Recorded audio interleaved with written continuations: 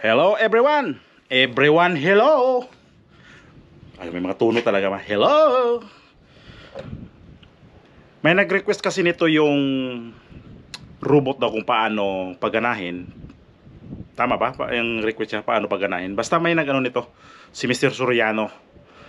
Sir, ito yung robot na yung nag-request nito, ito yung robot na ginagamit ko ng mga 3 taon na to siya. Ikwento ko lang muna kung bakit nagkaroon ako ng robot. Dati kasi nagkaroon ako ng robot, kaya lang ang ilaw namin dito ay solar plate nga. Ayun, nakikita niyo yung solar plate namin. Pag nawala ang ilaw, automatic paandar kami ng motor. Pag nagpaandar ng motor, galing sa namatay ang ilaw, panibagong kuryente ang papasok. Sunog yung robot, yung piyesa ng robot. Kaya yun dahilan na matagal din yun na wala na akong gamit-gamit ng robot. Manual ang pagbabacuum. So, nung nagkaroon na ng siguro nakita siguro ng amo ko na panay ako manual na mag-vacuum. Sa totoo lang ang pag-vacuum ng manual, matrabaho talaga. Kasi may time na mag-manual ka ng pag-vacuum. Kailangan 2 beses mo daanan yung swimming pool. Paano kung malaki? So, consume ka talaga ng mahabang oras. Di mo talaga maano na buong halos nga, buong oras, basta ang haba ng oras mo sa pagkonsumo na ng oras para mag-alaga ng swimming pool. Vacuum pa lang, kung malaki yung swimming pool, sigurado abutin ka ng 2 oras o 3 oras, di ba? Paano ka makagawa pa sa iba? Advantage talaga pag may robot ka. Ngayon, yung robot, ilagay ko muna 'tong isa, ha. Ito yung magsisip-sip. Ito yung nagsisip-sip ng mga dumi. Ko sa inyo to. I-demo natin. Gumawa tayo ng video nito, kailangan may konting demo. So ito yun siya.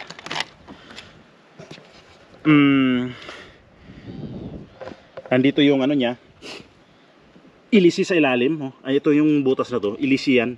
Pagka umandar na siya, yan yung paandar ng robot. Tapos ito yung filter nya, 2. Ito. Ayan. Tapos pag linisin to siya, buksan mo lang dito, pag ganyan. Marumi na siya kasi kanina ginamit ko to. Pero hindi naman siya marumi. Okay. Ano nangyari nito? Bakit na to siya? Na-stuck to siyang pindutan. Hindi kagaya dito sa isa. Ano kaya nangyari? Okay, tingnan natin. So di ko pa rin siya kasi yung sa ilalim mayroon siyang nakausli na ito. Ito yan yung puti na yan. Nakausli siya dyan. So okay naman siya. Ito. Meron na. May isa, mayroon pala isa So ganun lang talaga. Ayan. So ilagay natin to siya dito.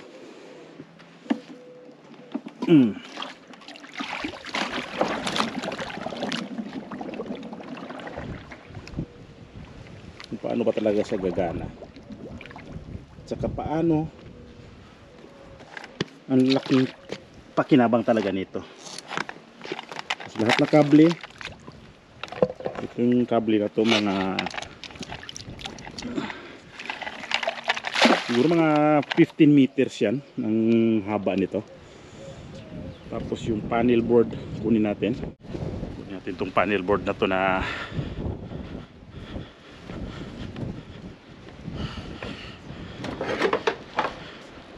para makita natin talaga kung ito, ma-explain ko sa inyo na paano siya paganahin.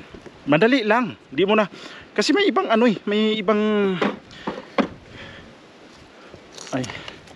may ibang vacuum na robot. Kailangan mo pa ng sa app. Nako, sumabit to. Sumabit. Ay, hindi sumabit. Nabuhol. Bumuhol to. Bakit nabuhol to siya na ano?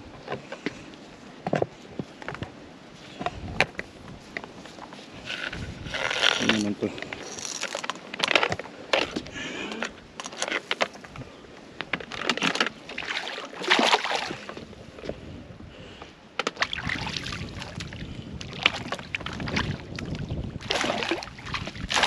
Yan, trabaho ka na dyan, ha?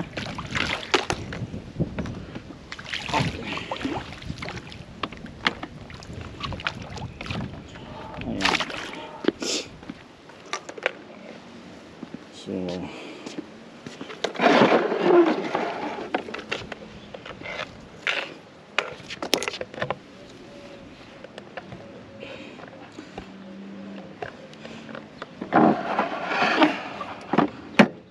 ito yung ano niya. Dito may saksak, oh. Ayan, oh.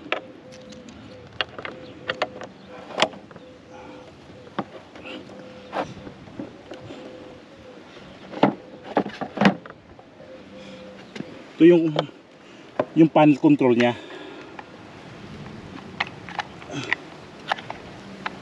220 siya. Pwede sa kahit yan, under na yan doon.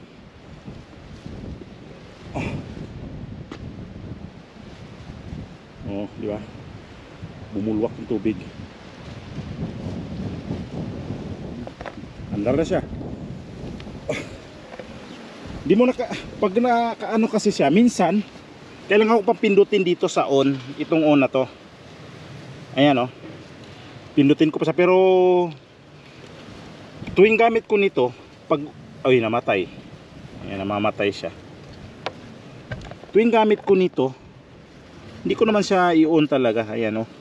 Hindi ko alam, baka yun yung dahilan, baka ano, baka kaya nagpatay-patay siya. Ayan, nasabi ko nga sa inyo kanina, 220 siya. Ito yung nakalagay siya dito, pati yung modelo niya nandito. Ayan. Ang input niya 100 to 260 volt. May 50, basta kayo lang umintindi dyan. 180 watts 180 watts output, 29 volt voltage niya, 6A.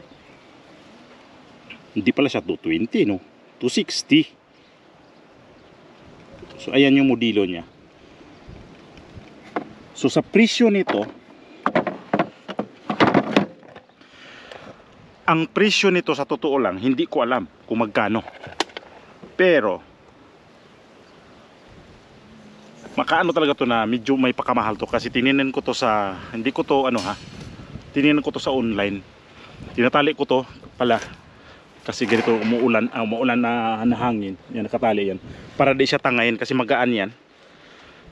Magaan yung paddle board na yan, pwede siya tangayin ng hangin, kaya tinatali ko. Mamaya doon ko na damputin sa tubig yan. So di ko alam ang presyo niyan, kung magkano talaga ang presyo, kasi tininan ko sa online yan, medyo may pakamahal. Nasa mahigit 1,000 euro ang ano niya, ang presyo niya. Depende sa ano, depende rin naman sa ano, kasi sa brand din ng robot, kung anong ang brand na ano, yan ano na tawag nito, mabilhin. May mga mumurahin naman, pero ito natingnan ko yan, medyo may pagkamahal.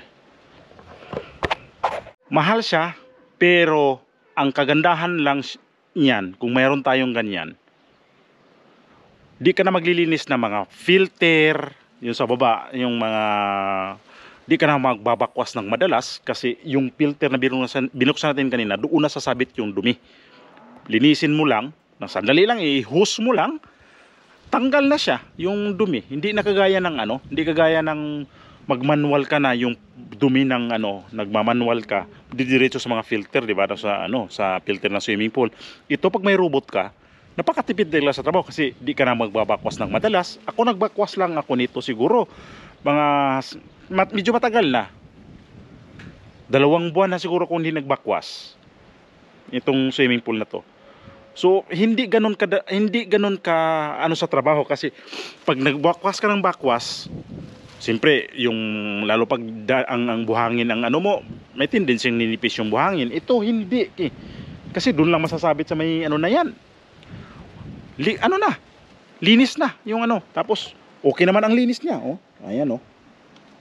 Makuha naman niya yung mga buhangin dyan, mga dahon, natatanggal niya. At saka yan ang kagandahan lang nitong robot. Balikan natin, ang kagandahan lang nitong robot na to, kasi kung kailangan mo nang linisin yung ano, linisin mo yung filter niya, yung dala-dala niyang filter, makikita nyo dito, oh. Makikita ito yun, oh, sign ng filter, di ba? Ayan. Pag umiilaw yan, yan siya. Nangahulugan niya na linisin na yung filter. Ito pa. Ito yan, oh. Ito yan siya, oh. Check filter, oh. Yan ang nakalagay dyan. Ibig sabihin yan, pag umilaw na to, tingnan mo na yung filter. Tapos pamili ka kung ilang oras ang gusto mo. Ito 2 oras, 1 oras kalahati. Dito lang iset to. Iset mo lang siya diyan. Ganyan. Nakaset na sa 2 oras eh. Basta pindutin lang to siya dito. Mamili ka na lang kung ilang oras ang gusto mong maglinis siya. Sa akin 2 oras. Tapos pag natapos yan, pindutin ko ulit yung on, panibagong linis na naman. So 4 na oras ang linis niya dito. Minsan na nga sobra pa sa 4 na oras, kung depende sa dumi ng swimming pool. Pero ganitong malinis naman, kaninang umaga nilagay ko siya mga 2 oras mahigit. Ngayon ibalik ko to siya. Kaya yung tubig sa ilalim, kitang-kita, di ba? Kita yung tubig sa ilalim. Yung sahig sa ilalim, kitang-kita, walang dumi. Napakagaan sa trabaho. Iwan mo lang yung robot sa swimming pool, tapos ikaw gagawa ka sa iba, o kaya maglinis ka dito sa ibabaw. Pag natapos mo, iwanan mo na lang, tapos balikan mo siya, bisitahin mo na lang na tapos na ba maglinis sa ano dito sa swimming, natapos na ba yung oras niya, i-on mo ulit, balik ka ulit sa trabaho mo. Napakagaan nga trabaho ganito. Iwas ka pa sa init, iwas ka pa sa oras na napakahaba. Ang daming benepisyo makuha mo sa paglilinis ng robot. Kaya dati umabot ako nga dito ng mga 4 na oras, depende sa sa dumi. Maglinis pa dito sa sa swimming pool, tapos linisin pa yung filter tuwing pag di nahihigop yung filter, puntahan mo na naman sa baba kasi hindi umihigop ang filter, kasi ibig sabihin dumi. So linisin mo naman yung filter doon sa baba. Bago balik na naman dito, mag-vacuum ulit. Ang sa oras, gahol sa oras lagi. Kaya ngayon ang laking pasalamat ko nito, iniingatan ko na talaga, kasi pag namatay yung halimbawa yung ilaw namin dito, tanggalin ko yon, yung i-unplug ko siya para hindi na yung kuryente na papasok bigla. Kasi nangyari na yan, na papasok bigla yung kuryente, nasusunog yung piyesa niya. Kasi nga biro mo, nawalang kuryente tapos bigla nandoon nakasaksak, pasukan agad ng kuryente, sunog talaga yung piyesa. Kaya kailangan ko bantayan yan. Pag kung sinong dito, takbuhin ko kaagad to. Kung sino magpaandar ng motor, takbo na agad ko dito kasi mahirap na. So ayan, yung ngayon, yung nag-request nito, ito yung robot na nagtatrabaho siya. Ang laking ginhawa sa trabaho natin. Kagaya sa atin, daming ginagawa. Mas mainam to. Kung swimming pool niyo ay commercial, di mag-vacuum kayo sa gabi. Pwede nyo ito iwanan sa gabi. Pagkatapos na maligo ng iba, iwanan nyo yung vacuum. Doon lang, siya lang maglilinis. Tapos, tanggalin. Yung vacuum na yan, yung robot na yan, pwede mo siyang iiwan lang yan dyan. Di mo siya tanggalin. Pero ako kasi, parang naguluhan ako pag di ko siya tanggalin. Kaya ang ginagawa ko, ahon ko siya, tapos itago ko dun sa may lilim diyan. Tapos pag gamitin ko na umagang-umaga, ilublob ko na naman siya diyan. Tapos ganun lang yung rotation ko pagka gumagamit ako ng robot. Pagka may trabaho ka nga na dami mong atupagin na trabaho, ay siya ang ganda niyan kasi napaka sa oras mo. Hindi mo na kailangan ng mag-isip pa na, mag-vacuum ako bukas. Ito araw-araw ko to nilalagay dito. Kaya kita nyo naman yung tubig ng swimming pool. Hindi ko ipagyabang yan na hindi malinis sa ilalim. May mga lumulutan kasi mahangin. Yung dahon ng palmiro sumasayaw-sayaw kasi ano, lakas ng hangin. Tapos pagka ano yan, may mga parang ipo-ipo pa dadalhin dito yung dumi, yung dahon pala. Yan, napunta dito kahapon, 2 araw ako dito nagtanggal ng ano, ayan, natanggal. Pero ngayon mayroon na naman kasi lakas ng hangin nga eh. Pero at least sa ilalim malinis siya, hindi na yan kagaya ng ano na mag-vacuum ka na naman, isipin mo naman bukas mag-vacuum, ngayon mag-vacuum. Di na ganun. Ang ano nga, ang maganda pag ganyan na trabaho na mayroon kang maasahan na gamit din na naglilinis. So, kung mayroon tayong ini-invest na swimming pool, bakit naman din tayo mag-invest kung maglilinis? Kasi halimbawa, may maintenance ka na mga tao. Yung tao mo, imbes na 3 tao, pwede ka na2 tao lang. Kasi hindi naman pwede na na wala ka talagang tao mag-alaga nito. Kaya 2 tao, pag invest ka ng ganyan na robot, pwede ka na mag-hire lang isang tao. Depende, 'di ba? Sa sa maintenance lang, sa maglilinis ng swimming pool. Then alam ko naman pag mga commercial, ang dami talagang tao kailangan yan kasi may mga tawag pa yan, yung mga nagbabantay, yung mga lifeguard, kasi nagbabantay lang sa mga liligo. Pero sa paglilinis, ang laking tulong pag may robot. Ganyan. Nag-invest nga tayo ng swimming pool na napakamahal nito, magpakabit ka ng mga piping, mga ano-ano pa diyan. Tapos magpagawa ka mismo ng swimming pool, magkano ang magpahukay ka, magkano. Yun pa kaya ang robot. Napaka gamit talaga yan sa trabaho ng mga tao. Hindi yan hindi natin yan, kung ako may-ari ng resort, di ko magtitipid. Bili tayo ng robot. Sige, bilang natin ng robot kasi antakin mo naman yung tao mo na hindi na rin mapapagod sa pagbabacuum. Vacuum, Di mo pa rin maiwas. Di pa rin to maiwasan na yung swimming pool na ganito. Nagkaroon pa rin ng mga kulay-kulay na dilaw. Ano pang iba dyan. Pero ang pagtanggal ng mga dumi sa ilalim, ang laking ginawa nito. Pero pag mananinilaw na, hindi na matanggal sa robot yan. Kailangan mo talaga i-brush yan. Tapos ibitawan mo yung robot, yung mga ganyang bagay na hindi na mako sa robot. Tao na talaga. Kung marunong ka naman mag-alaga sa gamit na yan, magtagal naman siya. Wag lang yung ibalandra mo na lang ilagay. Ingatan kasi sayang eh. Ang laki ito, parang kasama ko na to sa trabaho kaya iniingatan ko. Yun yung purpose ko dito, na iniingatan ko siya. Hindi ko binibilad sa araw. Basta doon sa safety siya na lugar, doon ko siya nilalagay. Kasi sabi ko, abusuhin ko to na napakagamit sa akin. Nasira na yan, inayos na kasi yung belt niya. Kasi nagdadala, may may belt yan na nagdadala. Yun yung naputol. So, ang ginawa, pinaayos. Mga 3 linggo siguro o mga 1 buwan mahigit. Mga 1 buwan mahigit. Manual ako, wala akong choice nito. Buti na lang yung time na yun, wala pa masyadong naliligo dito. Di kagaya nung nakarang linggo, nakarang buwan na grabe talaga naligo dito. Mga bata, ang dami. So, kailangan talaga ilagay siya. Pag alis nila, ilagay ko kaagad yan. Tapos pag halimbawa di sila naliligo, umagang-umaga, ilagay ko yan. Tapos pag time na nila na maligo, mga bandang tanghali, tinatanggal ko na. At least yung mga dumi hindi na iipon. Kasi pag mabilis din lalo pag apak sila dyan sa may bermudang tuyo na to. Ito. Pag apak nila sa tubig, madadala nila doon. Yan ang makukuha sa robot.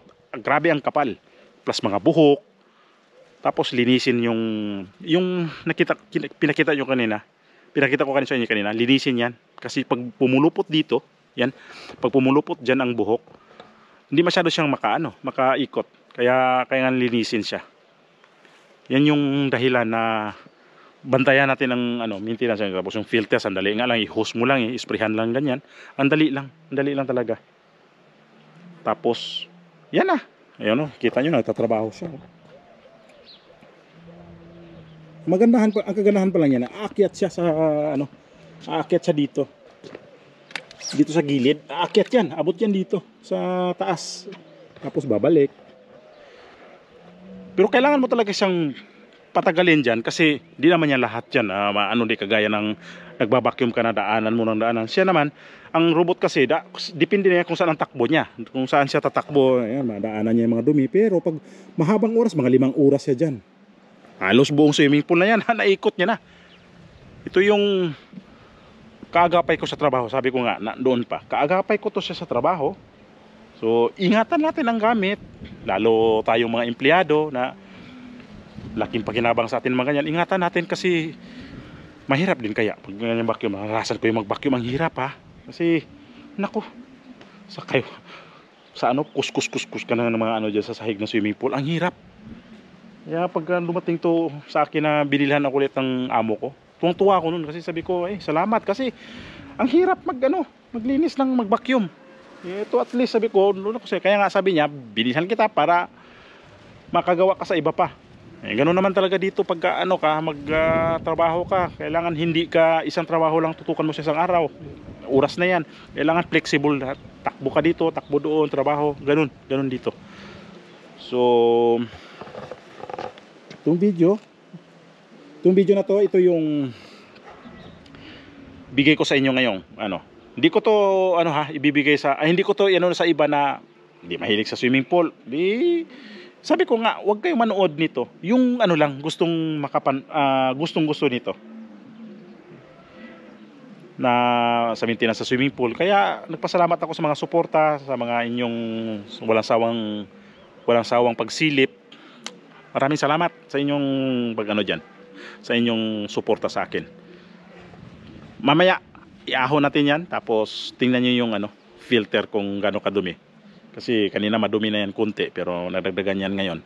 So mamaya pagtapos ng 2 oras, natin yan, itanggalin natin, tapos linisin natin para makita nyo kung paano maglinis ng filter.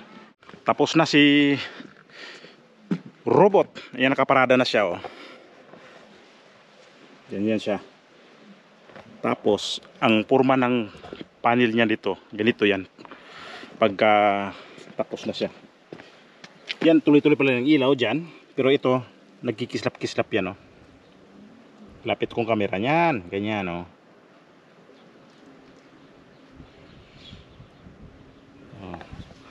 nagbi-blink pagkatapos na siya. So tanggalin natin dito, unplug na natin to. Tapos ito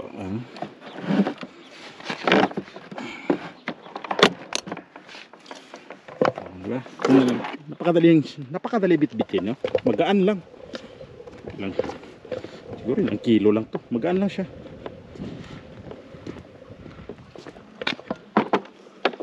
Ito walang problema pag dito nyo ipatong yung yung si robot, dito nyo ilagay ganito sa taas, wala problema yan, okay lang siya mabasa. Tago natin to dito para yung robot na lang linisin natin yung filter, para makita nyo kung paano linisin ang filter. Gawin natin ngayon. Yan po siya nilalagay. Pero ako, kung gusto ko ipatong sa upuan, pinapatong ko. Depende na kung saan ko saan ko ilagay siya para kunin natin siya dito. Ayan. Medyo may mabigat to siya pagka puno pagka basa.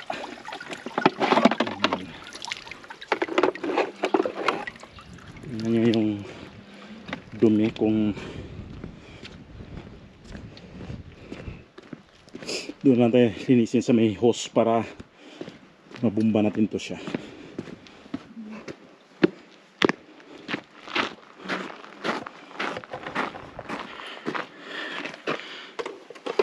Dito natin ilagay.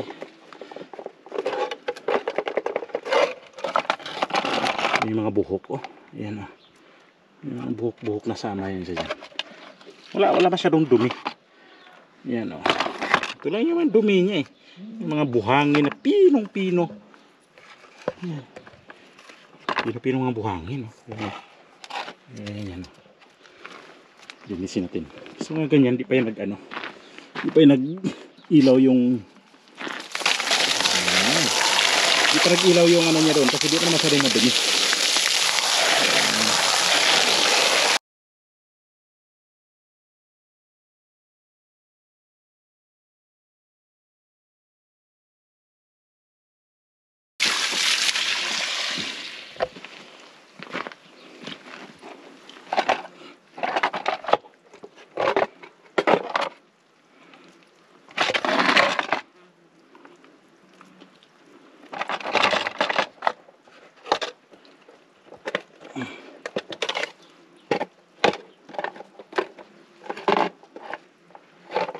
talaga siya may problema.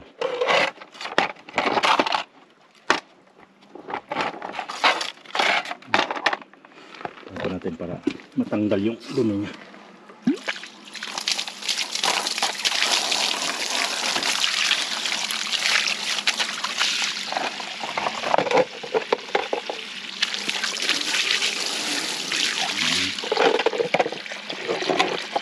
Ayan na, lulikit na siya. Okay na.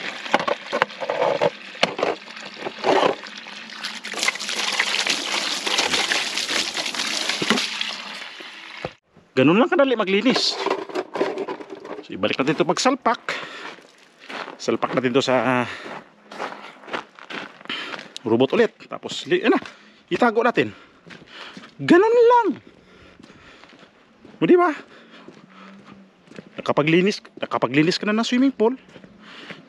Ito lang yung ito lang yung medyo matrabahong pag may robot kaya di naman masyadong mabigat yung maglinis ng robot. Sandali lang 5 minutos linis na to. Pinakamahaba na nga yung 5 minutos. Ayan o. Posisyon na siya dyan. Malinis na. So gawin natin ano natin yung kanyang wire. So lagyan natin doon. O di na masyadong mabigat pagka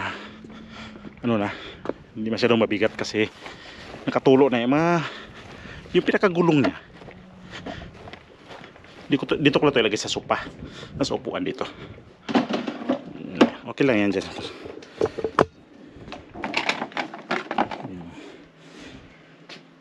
Sabi ko nga, ipatong mo siya dito, walang problema yan, pwede pa rin yun. So tapos ito na ibahagi ko sa inyong video. Maraming salamat. Hanggang dito na lang. Muli ako'y magpasalamat ulit sa inyo. Bye bye. Edgar Mejorada po. Bye.